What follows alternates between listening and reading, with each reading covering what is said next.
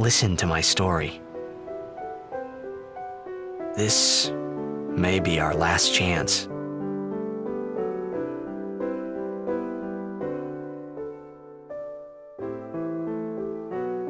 Final Fantasy X, the game that all the Final fanboys claim was the last good Final Fantasy. And they're low-key not wrong.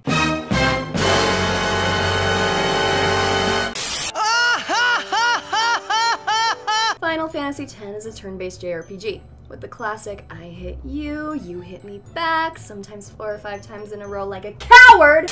Developed by Squaresoft in 2001, it was the first Final Fantasy to have voice acting. Awesome! Yeah, it wasn't that good. And in order to obtain the platinum for this game, all I had to do was the simple task of taking the time to listen to my story. Oh.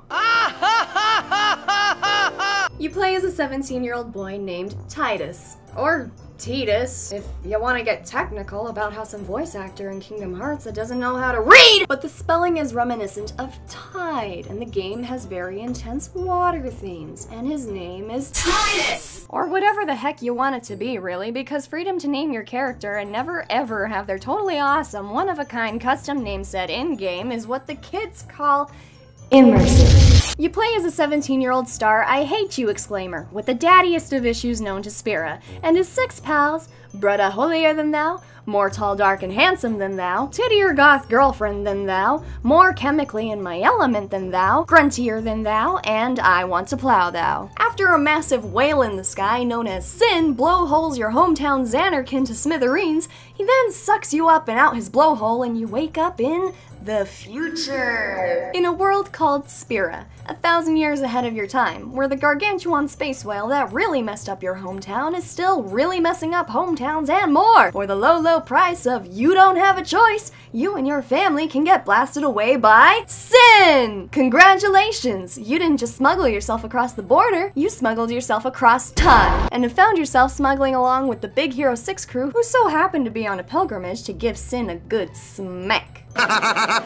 Final Fantasy X is a traditional turn-based JRPG with the biggest and most beautiful hallway to exist. Yes, Final Fantasy X is mega linear, and that's linear with a capital straight. The game strips you of your freedom of choice, alleviates you of your decision-making duties, and will constantly blink at you with a come hither red in the direction that you should come hither. Unless you want to navigate for yourself like a big boy who don't need to be told which straight is forward, then you can always turn off the map from the pause menu. However, although Final Fantasy X will always tell you where to go, it won't often tell you what to do, because the game can't always play itself.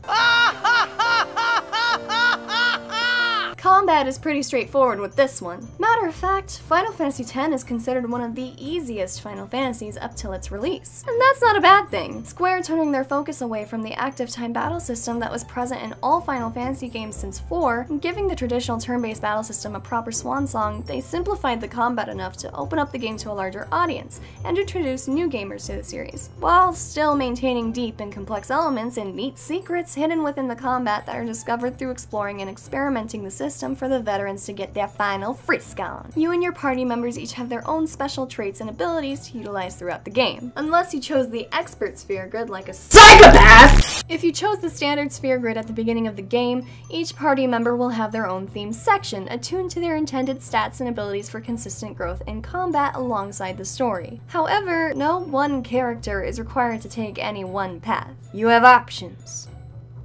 So many options, like 800 per character. There's 7 party members, so let's see, that's 5,000. I had to farm 5,000 levels to complete this game?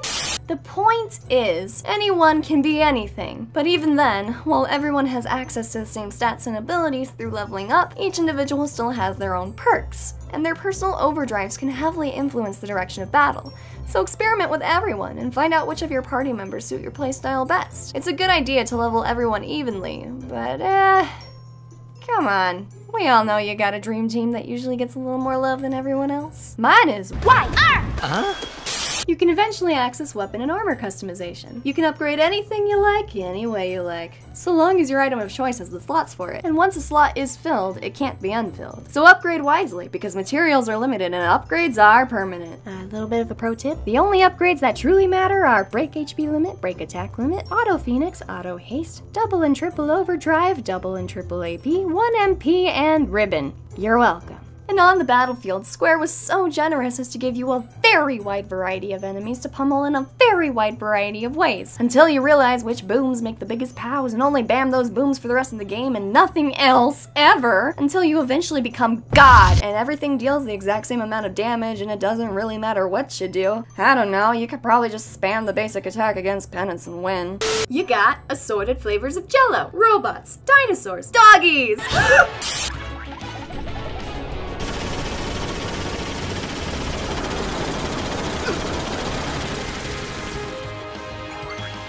Was that really necessary? Nature, Frankenstein's pet tarantula, utter bullshit, flying worms, aquatic worms, your mom, and a dead man that doesn't know how to die!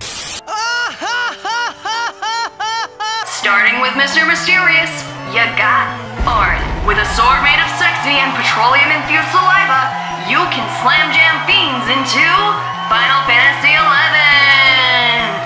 Slice your enemy stats in half with the same Masamune that sliced this pussy. Next up, star player of the Xanarkin Babes, Cradle Rob Your Heart Edition, Titus! This hotshot who is neither hot nor got the shots can too be your star player in Final Fantasy X.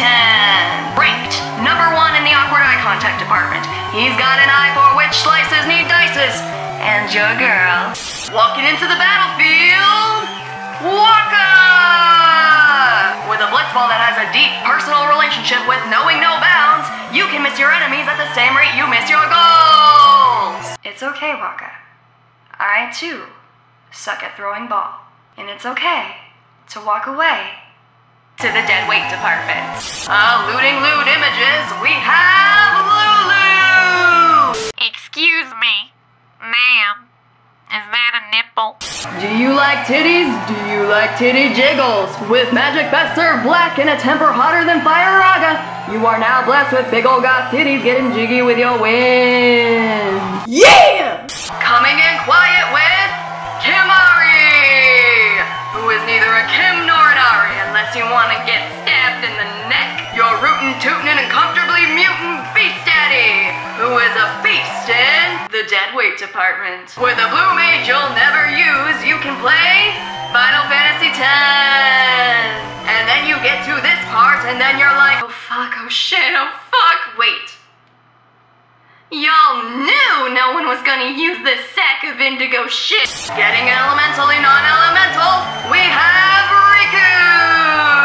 With a Nakami for alchemy and the stickiest of fingers, you too can feel compelled to hit mute. Yahoo! She's got the bangest of bombs and... Hey, that's pretty good.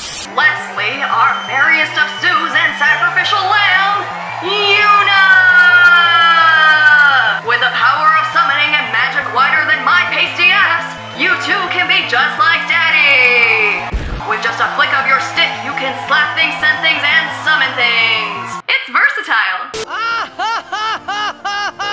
The world of Spira is pretty straightforward. Literally. With minimal nooks and crannies, you have some serious skills if you manage to get lost exploring it. Many summoners stray from their path and lose their way here. How can you lose your way? There's only one exit. And it's right there.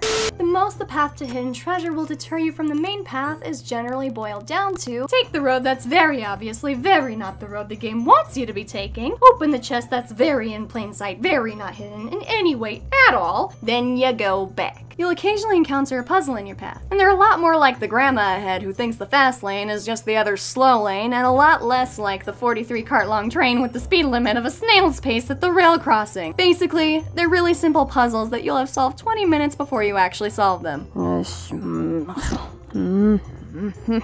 Spira has two major nations, the technology-driven and the religiously driven. So you have a world that's semi-futuristic, semi-archaic, fully post-apocalyptic. And throughout your journey across said post-apocalyptic world, you're gonna see lots and lots of big, blue balls. Everywhere, otherwise known as your save spheres. And although resources are plentiful, they're not always easily accessible. I am tired.